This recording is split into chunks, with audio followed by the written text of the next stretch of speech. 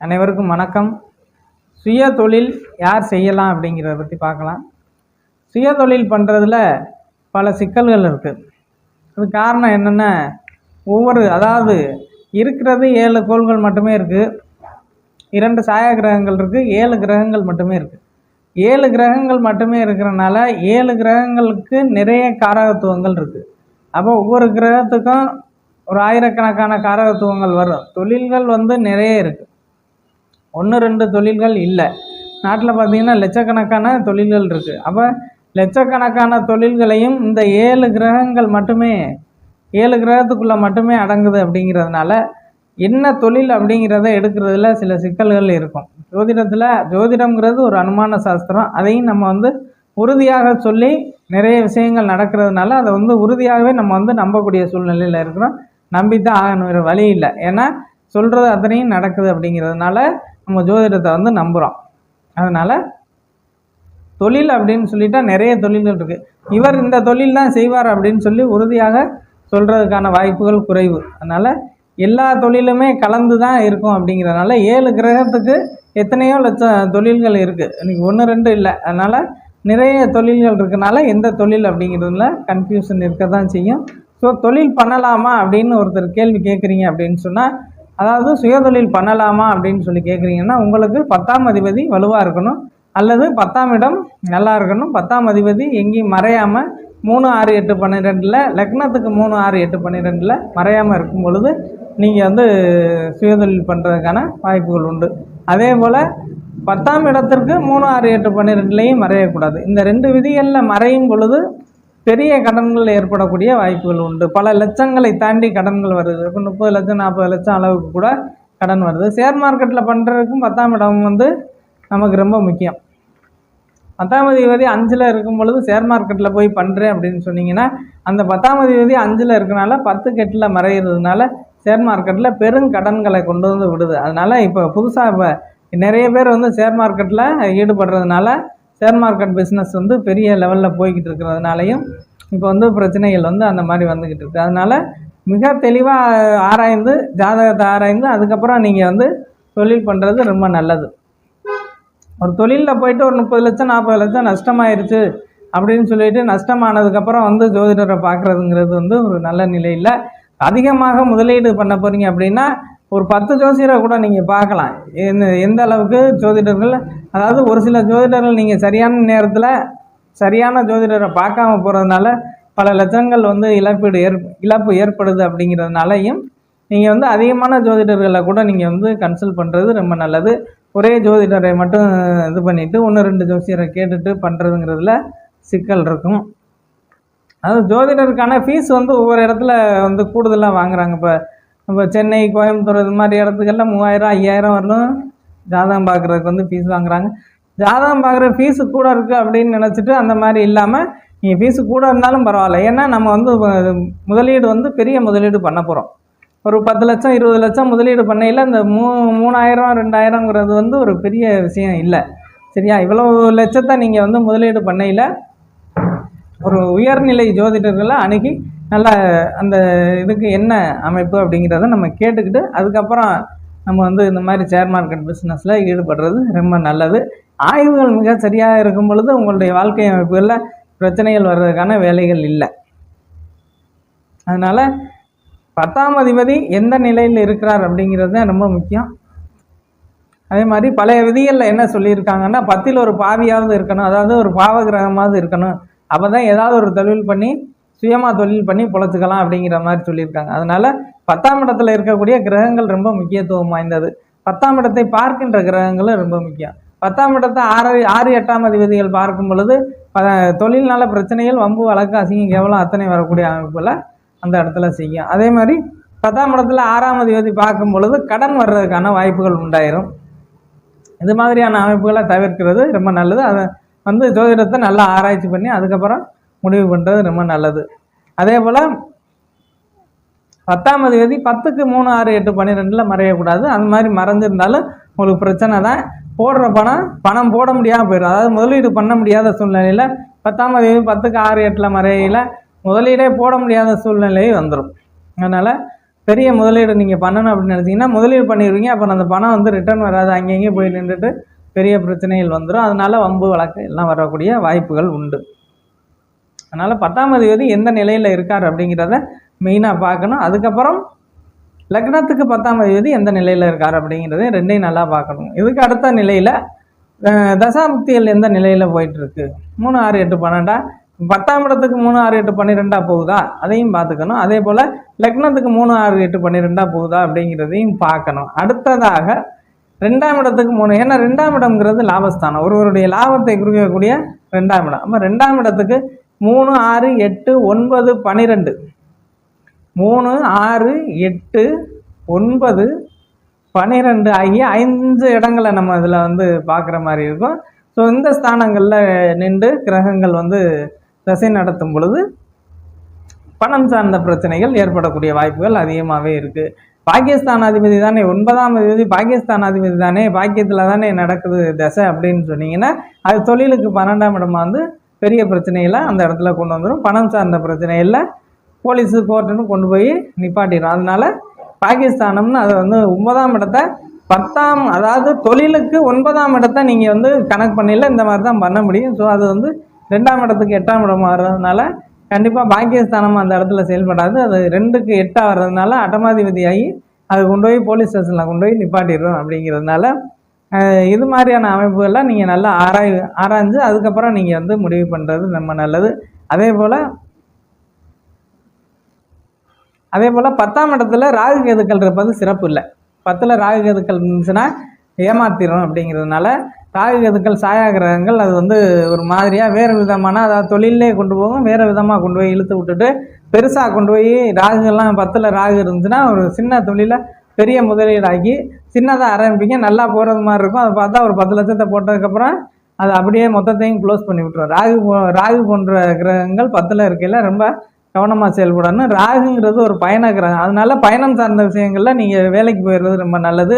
அதே போல் வெளிநாடு அமைப்புகளுக்கு 10ல் ராகு இருக்கிறது ஒரு நல்ல அமைப்பு. வெளிநாடு அமைப்புகளுக்கு போய் வெளிநாட்டில் வேலை பார்க்குற மாதிரியான அமைப்புகளை பார்த்துக்கலாம். ஸோ உள்ளூரில் பண்ணுறதை விட வெளியில் பண்ணுறது ரொம்ப நல்லது. அதனால் ராகு போன்ற அமைப்புகளை, ராகு கேதுக்கள் இருக்கும்போது 10ல் தொழிலில் முன்னேற்றம் இருக்காது, தொழிலில் தடைகள் ஏற்படக்கூடிய வாய்ப்புகள் உண்டு. மற்றபடியில் சனி செவ்வாய் இருக்கலாம், சனியும் கூட இருக்கலாம். சனி இருக்கிறது கடுமையான உழைப்பை கொடுக்கும், கடுமையான உழைப்பை கொடுத்து அதன் மூலியமாக பொருளை கொடுக்கும். அதுக்காண்டி ராகு கேதுக்கள் வந்து ஷேர் மார்க்கெட் போன்ற, அதாவது திடீர்னு கிடைக்கக்கூடிய அமைப்புகளுக்குள்ள கொண்டு போய் கோர்த்து விட்டு கவுத்து விட்ரும். இப்போ சனி வந்து அப்படி இல்லை, சனி வந்து மெதுவாக நகரக்கூடிய அமைப்புகளில் கொண்டு போயிட்டு மெதுவாக பலன் கிடைக்கும். ஆனால் கஷ்டம் நிறைய பட்டு தான் சம்பாதிக்கக்கூடிய அமைப்புகளை 10ல் இருக்கக்கூடிய சனி தரும். அதே போல் செவ்வாய் 10ல் இருந்தால் கூட பெரிய பிரச்சனை இல்லை. செவ்வாய் ஓரளவுக்கு நல்ல அமைப்புகள், செவ்வாய் 10ல் இருக்கிறதுனால நல்லது.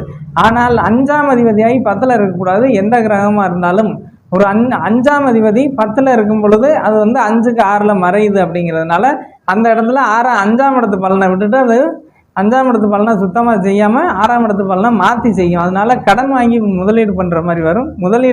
கடன் வாங்கி நீங்கள் முதலீடு பண்ணாலும் அந்த பணம் வந்து கைக்கு வந்து சேராது. அதனால இது போன்ற அமைப்புகளில் 5ஆம் அதிபதி 10ல் இருக்கிறவங்க தொழில் பண்ணுறதை தவிர்க்கிறது ரொம்ப நல்லது. அதே போல் 2ஆம் அதிபதி வந்து கெடாமல் இருக்கணும். 2ஆம் அதிபதி கெட்டுச்சுன்னா உங்களுக்கு வந்து அந்த பணம் வந்து சேஃப்டி பண்ண முடியாது.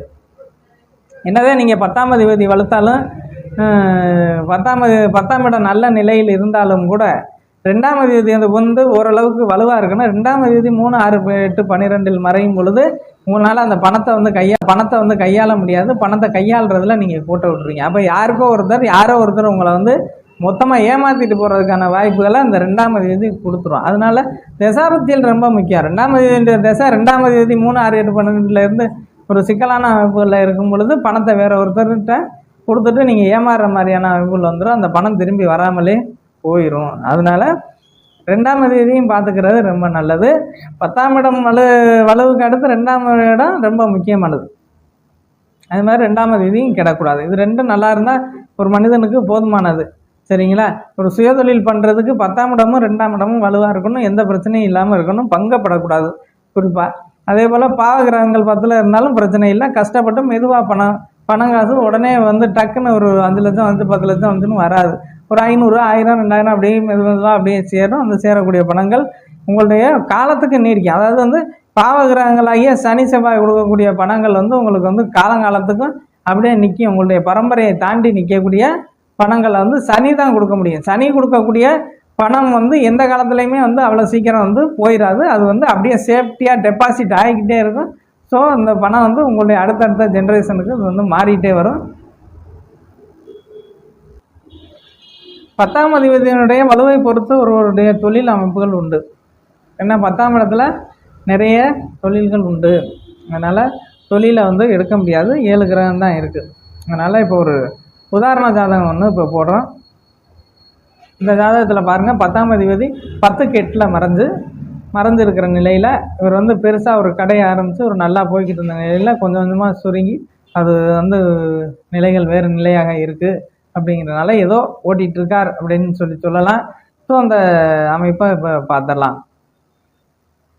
சிம்ம லக்னம், 2ல் கேது, 3ல் செவ்வாய் சந்திரன், 4ல் சனி புதன், 5ல் சுக்கிரன் சூரியன்,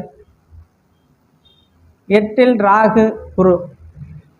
இந்த அமைப்புக்கான இது என்னன்னு கேட்டிங்கன்னா, அதாவது 10ஆம் அதிபதி 10க்கு 8 நேரடியாக பாவகத்துக்கு மறைகிறதுனால இவருடைய தொழிலில் பெரிய முன்னேற்றம் இருக்காது அப்படின்னு சொல்லி நம்ம சொல்லியிருக்கோம். ஸோ அதையும் பார்த்துட்ருக்கோம். அடுத்ததாக சனி 10ஆம் இடத்தை பார்க்குது. சனி, அதாவது சிம்ம லக்னத்துக்கு சனி 6ஆம் அதிபதி ஆகி அவர் 4ல் இருந்து 10ஆம் இடத்தை பார்க்கறதுனாலையும் 6ஆம் இடம்ங்கிறது கடன் அப்படிங்கிறதுனால தொழிலில் கடன் ஏற்படக்கூடிய வாய்ப்புகள் உண்டு அப்படின்னு சொல்லியிருக்கோம். ஸோ கடன் வாங்கி போட்டிங்கன்னா அந்த பணத்தை திரும்ப எடுக்க முடியாது அப்படிங்கிறத இந்த ஜாதகருக்கு நம்ம சொல்லியிருக்கோம். ஸோ அவங்க கடை நடத்திட்டு இருக்காங்க. அதுக்கு நம்ம வந்து சொல்லியிருக்கோம். அதாவது வந்து பரிகாரம் பண்ணி ஒரு தொழிலை வந்து மேம்படுத்துறது அப்படிங்கிறது வந்து சாத்தியம் இல்லை.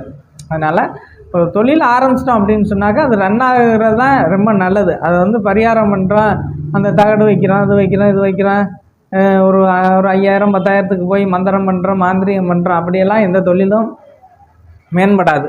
உங்களுடைய ஜாதக அமைப்பு மேம்பட்டு இருக்கும் பொழுது உங்களால் ஒரு தொழிலில் வந்து சக்ஸஸ் பண்ண முடியும். அது எந்த தொழிலாக இருந்தாலும். அதனால தான் இதில் ஒருத்தர் வந்து ஒரு 4-5 துறைகளில் வந்து சக்ஸஸாக பண்ணிகிட்டே இருப்பார். என்ன காரணம் அப்படின்னு கேட்டிங்கன்னா, 10ஆம் இடம் வலுவாக இருக்கும், 10ஆம் அதிபதியும் வலுவாக இருக்கும். அவருக்கான தசாபக்தியில் நல்ல நிலையில் போய்கிட்டு இருக்கும். 6-8 தசாபக்தியாக இருந்தால் லாரி வச்சுருந்தா போய் முட்டும், அப்படி வந்துடும். அதாவது 6-8 தசாபக்தியில் வந்துச்சுன்னா அந்த இடத்துல எப்படி ஆளுக்கும் பிரச்சனை வந்துடும். அதனால் அது மாதிரி வராமல் நல்ல தசைகளாகவே வந்துக்கிட்டு இருக்கும். குரு சுக்கிரன் சனி போன்ற தொடர்ந்து நெடுநாள் திசைகளாகிய ராகு குரு சுக்கிரன் இவைகள் சுப கிரக தொடர்புகளோடு இருக்கும் பொழுது அந்த தசைகளும் அதே மாதிரி வரும். தசைகள் அதே மாதிரி வரையில் ஒரு குரு ஒரு 16 வருஷம், ஆமாம், ராகு 18 வருஷம், 35 வருஷம், சனி ஒரு 19 வருஷம் வந்துடும். ஒரு 50-55 வருஷத்துக்கு இந்த இந்த அமைப்புகள் அப்படியே வரையில் இவருடைய அந்த தொழில் வந்து ஒரு 50 வருஷத்துக்கு அப்படியே தொடர்ந்து ஓடிக்கிட்டே இருக்கும். இதை வந்து யாராலையும் தடுக்க முடியாது. அது பாட்டில் போய்கிட்டே இருக்கும். இது மாதிரி ஒரு நல்ல தசைகள் நடக்கணும். அப்படி நல்ல தசைகள் வரும் பொழுது அந்த தசைகள் 6, 8, 12 தொடர்பு கொள்ளாமல் சுபகிரகங்களோடு சேர்ந்து வளர்பிறை சந்திரன் போன்ற அமைப்புகளோடு சேர்ந்து வரும் பொழுது ஒரு நல்ல அமைப்புகளை தரும். சுக்கிரனோடு சேர்ந்து 10ஆம் இடத்திற்கு நல்ல அமைப்புகள் இருக்கும் பொழுது ஒருவருக்கு தொழிலில் வந்து மேன்மையான அமைப்புகள் ஒரு 3-4 தொழில் பண்ணிகிட்டே இருப்பாங்க. அதுக்கு மேலேயும் கூட பண்ணுறாங்க அப்படின்னு சொன்னால் ஒரு பெரிய கடை ஒரு 5 கடை 6 கடை ஆரம்பிக்கிறாங்க அப்படின்னு சொன்னால் அவங்களுக்கெல்லாம் 10ஆம் இடம் கடுமையான வலுவாக இருக்கணும். அதே மாதிரி 10ஆம் அதிபதியும் தசாபக்திகள் நல்ல அமைப்புகளில் போய்கிட்டு இருக்கும். அப்போ தான் அது காலம் கடந்து நிற்கணும் அப்படின்னு சொன்னால் ஒரு 30 வயசில் ஒரு தொழில் ஆரம்பிக்கிறார், ஒரு 80 வயசு வரலும் போகணும் அப்படின்னு சொன்னால் இப்போ நான் சொன்னது மாதிரி ராகு குரு சனி புதன் இது போன்ற அமைப்புகள் நல்ல நிலையில் இருக்கையில் அடுத்தடுத்து வரக்கூடிய அந்த திசைகள் அவருடைய பேரை மேலும் மேலும் மேலும் ஏற்றிக்கிட்டே போகும். அந்த அவருடைய பேர் விளங்க அவர் 100 வருஷம் கடை வச்சுருக்கோம், 200 வருஷம் கடை வச்சுருக்கோம் அப்படின்னு சொல்லி ஒரு விளம்பரத்தை அவங்க பண்ணுவாங்க. அந்த மாதிரியான அமைப்புகளுக்கு ஒரு பேர் நிற்கணும் அப்படின்னு சொன்னால், ஒரு தொழிலில் பேர் நிற்கணும் அப்படின்னு சொன்னால் அந்த 10ஆம் இடம் அந்த வலுவை அடைஞ்சிருக்கணும். இது மாதிரி இருக்கக்கூடிய ஜாதகங்கள் தான் பெரும்பாலும் இந்த மாதிரி நாங்கள் 100 வருஷமாக கடை வச்சுருக்கோம், 60-70 வருஷமாக கடை வச்சுருக்கோம் அப்படின்னு சொல்லிட்டு ஒரு விளம்பரம் கொடுப்பாங்க. ஒரு 4 கடை 5 கடை வரிசையாகவும் திறந்துக்கிட்டே இருக்காங்க அப்படிங்கிறதையும் நம்மளால் பார்க்க முடியுது. அப்போ ஒரு கடையை வச்சு நம்மளால் சமாளிக்க முடியாத சூழ்நிலை இருக்கக்கூடிய ஜாதகங்கள் இந்த மாதிரி 10ஆம் அதிபதி 6ல் அல்லது 6ஆம் அதிபதி 10ல் அல்லது 5ஆம் அதிபதி 10ல் இது போன்ற அமைப்புகளில் இருக்கையில் கண்டிப்பாக அவருக்கு தொழில் வந்து சக்ஸஸ் ஆகாது. அதனால் இந்த அமைப்புகளை நல்லா ஆராய்ஞ்சு அதுக்கப்புறம் நம்ம முடிவு பண்ணி ஒரு தொழிலை பொறுமையாக ஆரம்பிக்கும் பொழுது, அதாவது பெரிய முதலீடு செய்யும் பொழுது ரொம்ப யோசிக்கணும். நீங்கள் வந்து ஒரு 1 லட்சம் 2 லட்சம் போட்டு ஒரு தொழில் ஆரம்பிக்கிறோம், ஒரு 2 வருஷம் நடத்துகிறோம், அதோட அது போயிடுது அப்படின்னா அது வந்து பெரிய விஷயம் இல்லை. ஒரு 10 லட்சம் 20 லட்சம் நீங்கள் வந்து செலவு பண்ணி ஒரு முதலீடு பண்ணி ஒரு தொழிலை ஆரம்பிக்கையில் ரொம்ப தெளிவாக அதை ஆராய்ந்து அதுக்கப்புறம் தான் நீங்கள் வந்து தொழில் பண்ணலாமாங்கிற முடிவுக்குள்ளேயே வரணும். ஏன்னா நம்மகிட்ட வந்து ஒரு ஒரு ஒரு கிளைண்ட் இது சொன்னார். நான் சொன்னேன், இல்லை நீங்கள் பெரிய லாஸ் ஆகிருக்கீங்க. ஆமாம், 40 லட்சம் வரலும் வந்து லாஸ் ஆகிருக்கு சுயதொழில் பண்ணி அப்படின்னு சொல்லி அவர் கூட ரொம்ப சங்கடப்பட்டார். அவர் வந்து ரொம்ப ஜோதிடத்தின் மீது ரொம்ப நம்பிக்கை உள்ள ஒருத்தர். நம்ம தான் சொன்னால் இவர் வந்து சுயதொழில் பண்ணக்கூடாது அப்படின்னு சொன்னால் அவர் வந்து ரொம்ப வருத்தப்பட்டார். ஏன்னா சுயதொழில் பண்ணுறதுக்கு எல்லோரும் சொல்லியிருக்காங்க, அப்போ பணம் கொடுங்க உதவி பண்ணுங்க அப்படின்னு சொல்லி எல்லோரும் சொன்னதுனால அவர் உதவி பண்ணி அந்த பணம் பூரா போயிடுச்சு. அப்போ இது மாதிரியான அமைப்புகளை நம்ம தவிர்க்கணும். அப்படிங்கிறதுனால ஏன் இந்த வீடியோவை நம்ம வந்து வெளியிடுறோம் அப்படின்னு சொன்னால், இதில் நம்மளுடைய ஆய்வுகள் இருக்கிறதுனால தான் இதை நம்ம வந்து வெளியிடுறோம். ஏன் அப்படின்னா, இந்த மாதிரி பெரிய முதலீடை பண்ணிவிட்டு அதுக்கப்புறம் நீங்கள் வந்து சிரமப்படக்கூடாது அப்படிங்கிறதுனாலையும், ஒரு விழிப்புணர்வு ஒரு ஜோதிடராக நான் வந்து எந்த அளவுக்கு உங்களுக்கு விழிப்புணர்வை கொடுக்கணும் அப்படிங்கிறதுனாலையும், ஏமாந்துட வேண்டாம், எந்த நிலையிலையும் என்னுடைய ஃபாலோவர்ஸ், அதாவது நம்மளுடைய யூடியூப்பை ஃபாலோ பண்ணுற யாரையும் ஏமாறக்கூடாது அப்படிங்கிறதுனாலையும் நம்மளுடைய இதை சப்ஸ்கிரைப் பண்ணியிருக்குங்க. அப்போ தான் எல்லா இதுக்குமே நம்ம போடுற ஒவ்வொரு இதுவும் டீட்டெயில்ஸ் உங்களுக்கு டீட்டெயிலாக கிடைக்கும். அதனால் சப்ஸ்கிரைப் பண்ணிங்கன்னா தான் கிடைக்கும், இல்லைன்னா கிடைக்காது. அதனால் நல்ல விஷயங்களை தான் நம்ம வந்து எடுத்து சொல்லிகிட்டே வரோம். இப்படி இருக்கணும், இப்படி பண்ணணும் அப்படிங்கிறத பற்றி ஜோதிடத்தில் மிக முக்கியமான தகவல்களை மட்டுமே இது வரலும் கொடுத்துட்டே இருக்கோம். எந்த விதமான தவறான தகவல்களும் நம்ம வந்து மனசறிஞ்சு இது வரலும் யாருக்கும் கொடுக்கல. ஜோதிடம் நமக்கு கொடுத்ததை நம்ம ஜோதிடத்துக்கு திருப்பி கொடுத்துட்ருக்கோம் அப்படிங்கிறது தான் உண்மை. ஏன்னா எந்த காலத்தில் நீங்கள் இந்த நம்மளோட யூடியூப்பை தட்டி பார்த்தாலும் என்னுடைய காலத்துக்கு பின்னாடி இந்த யூடியூப் வந்து உங்களுக்கு ஓப்பன் ஆகி வந்துகிட்டே இருக்கும். அதனால் இது வந்து ஒரு முக்கியமான கருத்து பதிவாக இருக்கணுமே தவிர ஒரு லைக்குக்காகவோ ஒரு சப்ஸ்கிரைபருக்காகவோ இது நம்ம வந்து பண்ணலை. சரிங்களா? இது வந்து காலந்தாண்டி நிற்கக்கூடிய அமைப்பு அப்படிங்கிறதுனால இதை நம்ம வந்து கொடுத்துட்ருக்கோம். ஸோ ஜோதிடத்தை முழுமையாக ஆய்வு பண்ணி அதுக்கப்புறம் ஒரு தொழிலோ ஒரு வாழ்க்கையோ தொடங்கும் பொழுது மிக நன்மைகளை தரும். அதனால் எந்த சந்தேகமாக இருந்தாலும் நீங்கள் கால் பண்ணி கேட்டுக்கலாம். நன்றி, வணக்கம், வாழ்த்துக்கள்.